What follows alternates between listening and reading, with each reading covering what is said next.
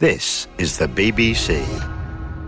This podcast is supported by advertising outside the UK. BBC Sounds. Music, radio, podcasts. You're listening to Front Row with me, Elle Osili-Wood. Hello. Tonight we talk to Elisabeth Moss about her new film Shirley and how she's now directing as well as starring in The Handmaid's Tale. I have a title. Hangs a Man. It's about that girl. The missing one. I can try something else. Disappearing college girl sounds trite and a bit trashy, but give it a go. I'll read, of course, before you wade too far in. It's going to take some time. Well, give it to me in a couple of days. It's a novel. Oh, no, dear, You're just not up to it. You're wrong. A clip from Shirley, which is directed by Josephine Decker and won the Special Jury Prize at the Sundance Film Festival. Elisabeth Moss is also currently filming the fourth series of The Handmaid's Tale. No mean feat during COVID, and we'll get onto that in a moment. But we start with the film Shirley, and I asked Elisabeth whether she read many of Jackson's stories in preparation for the role. I read a lot during prep, and even after making the film, I've read more, and her work very much aligns with the kind of work that I like to do, the kind of stories that I like to tell. I've done films or done television projects that could have been Shirley Jackson stories. So much of what I've done and been and gravitated towards I feel like has been inspired by her work. And now I sort of just want to tell every single Shirley Jackson story that I can.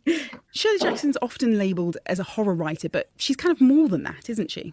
Yeah, absolutely. I mean, I think that I love the genre of horror. So I think, for me, I don't mind anything being put in that box, because I actually think it's a fantastic genre. But I think that most great horror, whether it's Shirley Jackson or Stephen King or Jordan Peele, there's something that is usually what people love in great horror films is that extra thing. There's some movies that are just meant to scare you or just be gory, but the ones that become classics, the ones that are talked about, are usually ones that have quite a bit more to them, have an allegory or have something that is very identifiable in a human way about them. And I think that Shirley's work was not only incredibly intelligent, but it was very identifiable. She is wonderfully eccentric, acerbic, and of course, downright rude and horrible to her guests. Did she have quite a fearsome reputation? Yeah, I mean, some of what we did was fictionalized. It's based on a book called Shirley that is a work of fiction. So some of what we did was fiction. I think she actually, in reality, was a wonderful mother. We didn't include her children in our story. And, there are things that we sort of didn't do that are a very big part of her and who she was. We really, and our writer, Sarah Gubbins, really upped, the drama of her being acerbic and incredibly intelligent and could be quite brutal. I'm not sure in reality how much of that was actually true. Tell me more about the relationship between Shirley and Stanley, her professor husband, because it's a really interesting one. In the film, they're constantly tearing into each other with kind of bouts of witty repartee, very reminiscent of Who's Afraid of Virginia Woolf. Yeah, I mean, I think that, again, that was part of the film that was very sort of, there was a lot of artistic liberty taken there. I think that they were very smart. They were also very funny. What we sort of pushed in our drama was a little bit more of the fighting, a little bit more of the butting heads. But I do think that sometimes happens when you have two incredibly intelligent people who are competitive in a way and who are challenging each other. And there's truth to the fact that Shirley felt crippled after the lottery and had not trouble, but, was dealing with the fame or infamy that came from the lottery. And it may have been difficult to act like a normal person for a while. So that's all true. And that's all things that we wanted to include. And that can have, of course, quite a strain on a marriage. Of course, for me, it felt like a more loving relationship than the one who's at the heart of Who's Afraid of Virginia Woolf. But was that an inspiration?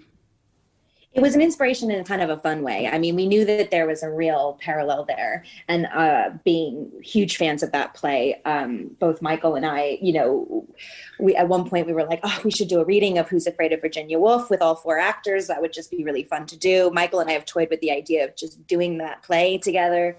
So it definitely was something that we were aware of, but it was, I think whenever you have, that's such an iconic portrayal of that kind of relationship and that kind of marriage, that of course, whenever you do something that's similar to that, I mean, you're lucky if you get compared to that at all, Now, I have to ask about The Handmaid's Tale. I gather you're in the middle of filming the 4th season at the moment. How has that been during the pandemic? Gosh, it's been really interesting. You're actually, I think, the first person to ask me. It's the first time I've done press since we've started shooting.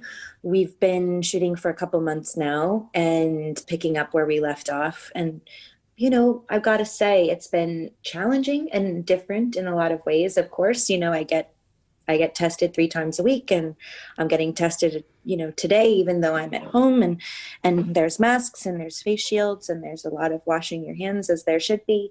But at the same time, I think what I've been most impressed by is our cast and our crew, who have demonstrated such willingness and cooperation, and everyone loves being back at work. Everyone wants to be back at work, not only making the show, but having that incredible experience that we all have together. And of course, I'm sure it's a help that the handmaids have to cover their mouths, which feels very ironic at the moment. Well, I will not comment upon any storylines. But there's a lot of unmouthed work as well, I will say. And of course, you directed for the first time, I understand, and you picked quite the time to do it. How was it? Well, I didn't pick this time necessarily. I'm still directing, actually. And I'm directing tomorrow, matter of fact. And obviously, I took on the job before the pandemic, and actually directed before the shutdown as well.